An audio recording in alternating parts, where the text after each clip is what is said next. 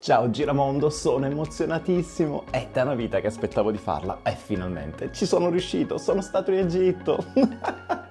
Per i più fedeli di voi che mi seguono anche su Instagram avete già visto qualche anteprima, ma adesso venite con me a scoprire una settimana full immersion in una delle terre più belle e affascinanti del mondo. Ma adesso, sigla!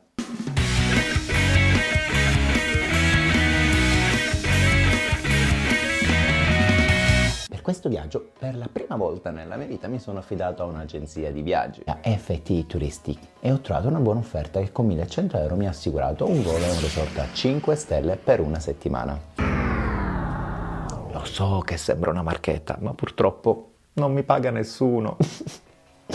Ad ogni modo, fatto il volo Stoccarda-Hurghada, dopo 5 ore di volo interminabile con la compagnia Air Cairo, approdiamo in Egitto. Ed anche se sembra folle, visto che siamo giunti nel resort tra le 23:30 e mezzanotte, dopo solo un paio di ore ci siamo rimessi in viaggio per raggiungere in pullman il Cairo. Iniziamo così la nostra avventura con 5 ore di volo e 8 lunghissime ore di pullman tra deserto, stazioni di servizio davvero appariscenti ed un sonno davvero incredibile. Tuttavia, spinti da non si sa quale forza, raggiungiamo la nostra meta. La gita era stata organizzata grazie a Get Your Guide, che per i più attenti è un sito che uso spesso per affidabilità e convenienza. E se ve lo state chiedendo, anche questa non è una marchetta, ma è un consiglio da un amico che sono io.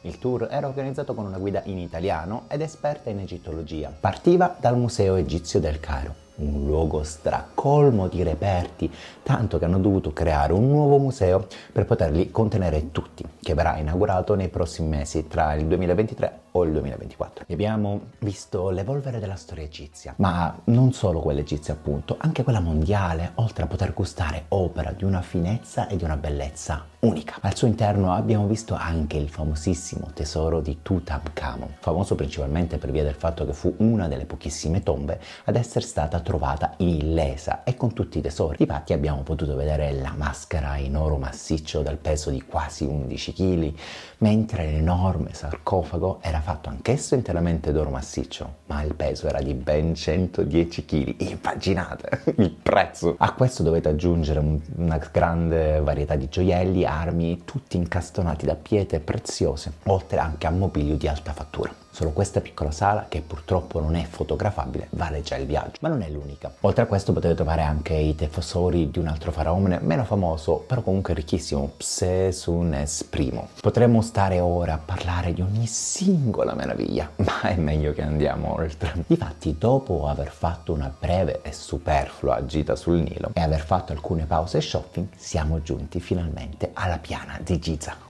La maestosità delle piramidi è davvero indescrivibile. Questi colossi sono stati ricavati da delle piccole colline che poi vennero rivestite formando questa forma piramidale e risalgono al bel 2550 a.C. La funzione è abbastanza nota, si tratta delle tombe che hanno consacrato all'eternità i faraoni. Credetemi quando vi dico che si rimane davvero esterefatti. Mi hanno consigliato delle guide appunto locali, entrare all'interno delle piramidi è un pochino controproducente, visto che effettivamente non si vede molto e si tratta solo di claustrofobici cunicoli.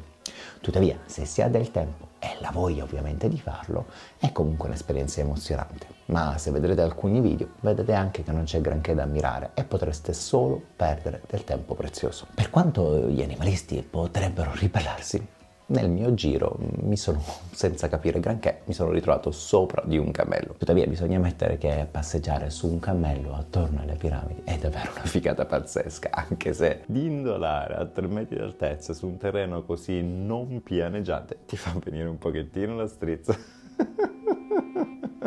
Non potete capire, è stato divertentissimo. Le piramidi purtroppo hanno preso molto tempo e abbiamo fatto soltanto una brevissima pausa di fronte all'enigmatica e fantastica Sfinge. Che meraviglia questo vicione, non potete capire, è davvero assurdo. E dopo tanta meraviglia, altre ben 8 ore di viaggio che ti faranno urlare pietà! No dai, vabbè, dai, è stata un'esperienza davvero fantastica che rifarei. Non subito però. Ad ogni modo, dopo tanto stress, ci siamo potuti godere 48 ore di puro relax nel nostro resort, la Branda Royal Makati. Guardate, io non sono mai stato in un resort e devo essere sincero, è stato davvero un'esperienza fantastica. Mangiare 24 ore su 24, animazione, possibilità di sport, piscine per piccoli adulti con bambini e quelle senza bambini, spiaggia privata, ancora cibo, e c'erano anche i negozi di souvenir all'interno del resort. Non lo definirei lussuosissimo, ma comunque super mega pulito e molto comodo. È bello, perfetto, sia per famiglie, per singoli, per giovani e per meno giovani. Insomma, mi sono trovato davvero bene. E se il brand Royal Macadi volesse offrirmi un ringraziamento per tutte queste belle parole, beh, che dire, ne sarei felice. Lo so, sono un cretinetto a fare tanta pubblicità gratuita, ma fin quando non condividerete i miei video e non saliremo appunto di follower, rimarrò così, povero e pazzo, un povero e pazzo che viaggia. Quindi spargete il verbo, please. Comunque dai, dopo 2 giorni di relax e di estremo divertimento, ci siamo concessi un'altra gita imperdibile, sempre appunto organizzata attraverso Get Your Guide. Siamo infatti andati a visitare Luxor. Anche qui il viaggio non è stato proprio dei più rilassanti, difatti la sveglia alle 4 di mattina e ben 5 ore di viaggio in pullman, diciamo, non sono proprio il massimo del relax. Tuttavia, finalmente, quando si giunge al tempio di Karnak, tutto quello che diciamo è stato stressante viene dimenticato. Qui ogni faraone, per buon auspicio, doveva creare una piccola cappella in onore del dio Amon-Ra. Per questo motivo la struttura è ricchissima di storia, incisioni, colonne e riferimenti storici, davvero bellissimi ed incredibili. La magnificenza che qui si può vedere è unica. Le incisioni hanno mantenuto addirittura i colori per milioni e milioni di anni. Pensate che cosa fantastica! Ma le meraviglie non sono appunto terminate. Difatti, dopo una piccola pausa pranzo e purtroppo anche una pausa shopping, si continua la scoperta con il tempio di Hatshepsut. Questo tempio va alla storia, oltre per il buono stato di conservazione, anche se ci sono stati appunto dei restauri, per essere il tempio funerario di una donna faraone. Una vera e propria antesignana del femminismo, potremmo dichiarare. Guardate la ricchezza e la magnificenza. Certo, il caldo desertico vi farà sudare addirittura l'acqua del battesimo, ma credete che è emozionante anche sentire la storia che vi racconterò magari in un altro video. Usciti dal tempio della donna faraone e fatto una breve sosta per ammirare i famosissimi colossi di Memnon nella loro colossale meravigliosità, era giunto il tempo di andare nella Valle dei Re. Luxor è divisa in 2 sponde del Nilo, mentre la parte destra è, diciamo, detta la parte dei vivi, la parte sinistra è riservata al riposo eterno. Noi ci concentreremo soltanto appunto nella parte più antica della Valle dei Re, per l'appunto. Vi è anche una Valle delle Regine dove ci sono appunto le mogli dei faraoni, ma quella non la visiteremo. Con il biglietto che ho fatto per la Valle dei Re avevamo incluso ben 3 tombe. E sotto consiglio della nostra guida noi abbiamo visto la tomba di Ramses IV, la tomba di Merefat e la tomba di Ramses IX.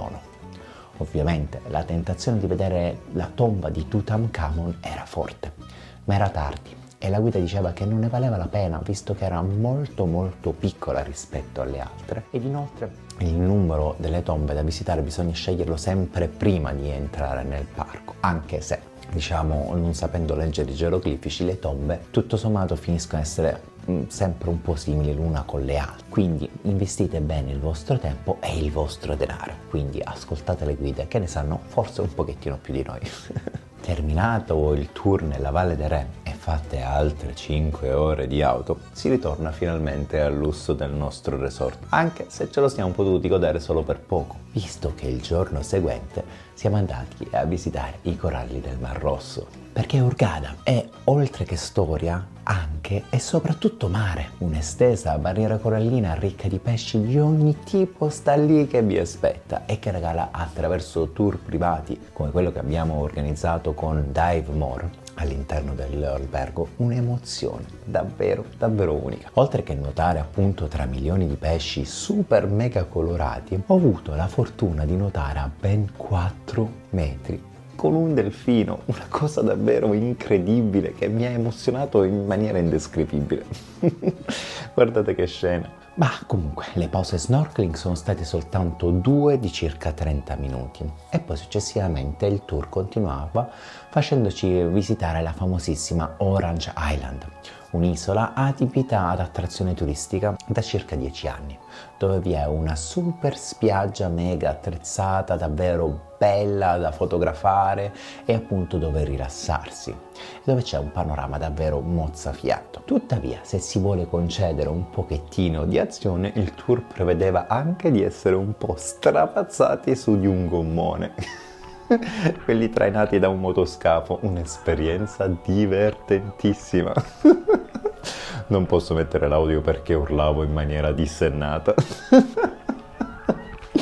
Ad ogni modo, i giorni erano terminati e tra relax e una breve passeggiata serale lungo il lungomare di Hurghada, la cittadina, il centro cittadino, mostrandoci appunto un lato culturale, oltre a quello un po' moderno e folcloristico, siamo stati costretti a lasciare questo splendido luogo che, credetemi, con le dovute precauzioni è davvero sicuro e merita senza ombra di dubbio la vostra visita. Bene Giramondo, l'itinerario di una settimana presso le cose più importanti dell'Egitto è terminato. Se avete dei commenti, domande o volete saperne di più, scrivete qui sotto nei commenti di YouTube e vi risponderò il prima possibile. Come il prima possibile usciranno altri video di approfondimento, quindi iscrivetevi al canale e lasciate iscrivere anche tutti i vostri amici, perché ricordate che la vita è troppo breve per non partire e quindi viaggiate sempre in compagnia di The Rule Lover. Ciao!